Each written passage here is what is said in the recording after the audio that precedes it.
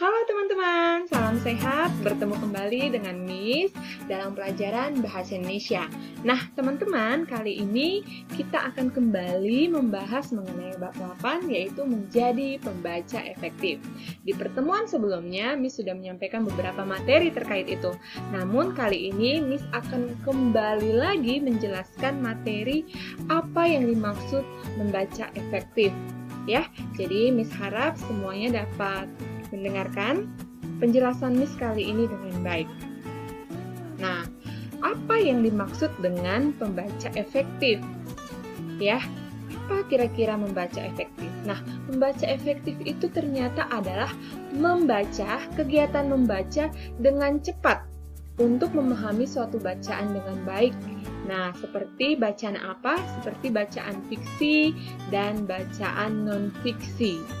Ya, di materi dalam bab ini, kita mau menjadi pembaca efektif, yaitu pembaca yang membaca dengan cepat untuk memahami suatu bacaan. Nah, buku bacaan tadi dikatakan ada fiksi dan ada non-fiksi. Apa itu buku fiksi? Dan apa itu buku non-fiksi? Seperti penjelasan Miss di semester sebelumnya, ya, tentang teks fabel, kemudian cerita imajinasi, itu juga suatu bacaan, ya, itu merupakan contoh dari bacaan fiksi. Nah, kembali lagi Miss jelaskan. Buku fiksi itu adalah buku yang berisi tentang cerita-cerita yang bersifat tidak nyata atau hanya bersifat imajinasi, ya, hayalan si pengarang atau si penulis. Contohnya apa? Ya, contohnya ada novel, ada cerpen, ada dongeng, cerita fabel, cerita imajinasi, dan cerita yang lainnya. Ya, dan unsur-unsur dalam buku fiksi, ya teman-teman, di sini penulisannya ada berbeda. Nah, unsur-unsur buku fiksi di situ ada bagian cover, kemudian ada rincian subbab buku, yang ketiga judul subbab, yang keempat tentu ada tokoh dan penokohan. Nah, beda tokoh dengan penokohan sudah Miss jelaskan, ya. Kalau tokoh adalah orang atau tokoh yang ada dalam cerita tersebut, sedangkan penokohan itu adalah watak dari tokoh yang ada dalam cerita tersebut. Kemudian yang kelima ada tema, keenam ada bahasa yang digunakan, dan yang ketujuh ada penyajian alur cerita. Miss rasa unsur-unsur yang disebutkan ini kalian sudah paham, ya, karena di materi sebelumnya kita sudah pernah membahas mengenai ini. Kemudian apa itu buku non-fiksi? Nah, kebalikan dari fiksi, ya, buku non-fiksi ini adalah buku yang ditulis berdasarkan peristiwa atau pengalaman yang benar-benar terjadi, ya. Contohnya apa? Contohnya adalah buku-buku pelajaran. Nah, buku-buku pelajaran kita seperti IPA, matematika, IPS, dan lain sebagainya itu adalah berisikan materi-materi yang sudah dikaji, yang sudah diteliti oleh si penulis atau si penemu ilmiah seperti itu, ya. Nah, contoh yang kedua di sini ada ensiklopedia, ya teman-teman. Di sini ensiklopedia. Ini biasanya kamu tentukan atau kamu bisa lihat itu di perpus kita. Nah, mungkin bisa nanti kamu lihat di perpus kita ketika kita sudah tatap muka, ya teman-teman. Atau boleh juga kamu cari apa itu pengertian dari ensiklopedia. Nah, yang contoh ketiga itu ada majalah, ya. Dan yang keempat ada koran. Pokoknya bacaan-bacaan yang berisikan suatu peristiwa atau pengalaman yang benar-benar terjadi. Beda dengan tadi buku fiksi. Oke, nah unsur-unsurnya apa saja? Unsur-unsurnya ada kesamaan, ya. Yang pertama itu ada bagian cover buku. Yang kedua ada rincian subbab buku. Yang ketiga ada judul subbab. Kemudian ada isinya. Dan yang kelima cara penyajian isi buku. Inilah unsur-unsur buku non-fiksi, ya teman-teman. Baik, nah selanjutnya di dalam menjadi pembaca efektif, kita juga harus tahu dalam atau kegiatan dalam merangkum. Nah, merangkum suatu bacaan atau suatu buku, ya. Nah, ketika kita mau merangkum atau apa yang disebut dengan merangkum itu adalah hasil kegiatan mencatat pokok-pokok teks menjadi bentuk yang lebih ringkas atau lebih pendek. Yang mana rangkuman ini tidak boleh mengubah ide pokok dari teks aslinya. Jadi maksudnya di sini, kalau kamu dikatakan merangkum buku atau meringkas suatu buku, tentunya kamu harus membaca keseluruhan isi buku tersebut. Kemudian kita menentukan atau mencatat pokok-pokok teks yang penting yang ada dalam buku tersebut. Kita ringkas dia menjadi lebih pendek, ya. Kita rangkum dengan tidak mengubah ide pokok dari teks atau bacaan yang kita baca tadi. Itu yang dimaksud dengan merangkum buku, ya. Anak-anak, sampai di situ bisa dipahami, ya. Selanjutnya, nah, langkah-langkah merangkum buku itu apa? Nah, yang seperti ini sampaikan tadi, yang pertama sekali kita harus membaca habis, ya. Kita harus baca habis bukunya. Bacalah informasi buku atau bacaan tersebut. Yang kedua, kita harus mengetahui isi buku. Dari apa? Dari secara sekilas itu bisa kita ketahui dari daftar isi dan kata pengantarnya. Dan yang ketiga, langkah-langkah merangkum, kita memiliki susunan subbab buku. Jadi kita baca itu sesuai dengan, kita ringkas nanti sesuai dengan subbab. Jadi ketika kamu membaca habis subbab yang pertama, kamu ringkas. Setelah itu subbab yang kedua, nah kita ringkas lagi seperti itu, ya teman-teman. Jangan dicampur, jadi dia harus tersusun seperti apa yang kita baca sebelumnya. Dan yang keempat, buatlah rangkuman bacaan dengan cara tersusun, ya teman-teman, tidak dicampur seperti itu, ya, dia harus berurutan. Kemudian perhatikan format rangkuman, ini maksudnya seperti yang poin keempat, ada dia formatnya, dia harus berurutan. Dan yang keenam, susunlah ide pokok dalam satu kalimat.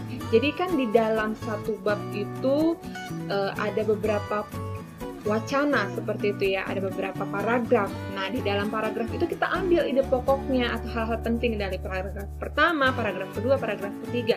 Kemudian ide pokok atau hal-hal penting tersebut kita gabungkan dia menjadi satu kalimat di dalam satu subbab tadi itu. Itu yang dimaksud dengan poin ke-6 ini, ya teman-teman.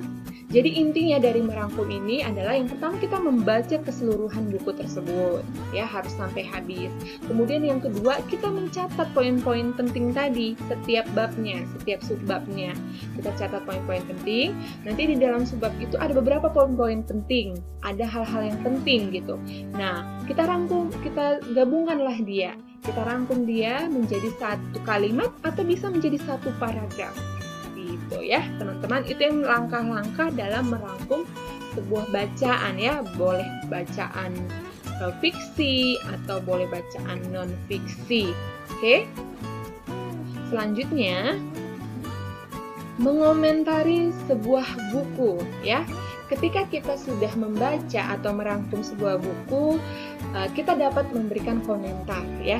Mengapa kita memberikan komentar? Tujuannya apa? Nah, tujuan dari kita memberikan komentar adalah untuk mengapresiasi, kemudian juga bisa untuk memperbaiki kesalahan yang kita temukan ketika kita tadi merangkum sebuah buku, ya. Jadi di sini dijelaskan, sebuah penjelasan mengenai apa itu mengomentari buku. Nah, mengomentari buku berarti memberikan sebuah tanggapan, ya, sebuah tanggapan yang berkaitan dengan isi buku. Misalnya apa? Kekurangan ataupun kelebihan dari buku yang kita baca, baik itu buku fiksi atau non-fiksi. Jadi jangan yang lain-lain, ya, yang di luar dari isi buku kita komentari seperti itu tidak tepat ketika kita mau memberikan sebuah komentar. Jadi kita harus mengomentari sebuah buku atau bacaan tadi itu yang berkaitan dengan isi bukunya. Nah, apa-apa saja tadi isi-isi bukunya dapat kamu lihat tadi penjelasan Miss, unsur-unsur dalam buku fiksi, unsur-unsur dalam buku non-fiksi. Nah, oke, ya di bawah ini juga di Miss Jas sampaikan, ya, apa-apa saja sih yang bisa kita komentari gitu dalam sebuah buku fiksi dan non-fiksi. Nah, yang pertama ada cover buku, ya, cover bukunya menarik tidak, atau dia berwarna tidak, sesuai tidak dengan judul bukunya. Nah, itu, ya, yang dimaksud dengan cover buku. Kemudian ini penulisan ini ilustrasi, ya teman-teman. Ilustrasi, misalnya itu di kata pengantarnya diberikan ilustrasi tentang ceritanya, tentang bacaannya, apakah dia tepat, bisa menggambarkankah ilustrasinya itu bisa menggambarkan sesuai dengan isi bacaannya atau sesuai dengan temanya, seperti itu. Kemudian tata letak, ukuran buku, dan ada identitas buku. Nah, identitas buku ini ada poinnya lagi. Poinnya apa? Yang pertama itu ada judul buku, pengarang, penerjemah, penerbit, dan tahun terbit, serta jumlah halaman ya. Ini adalah unsur-unsur dalam buku fiksi dan non-fiksi yang dapat kita berikan komentar ya.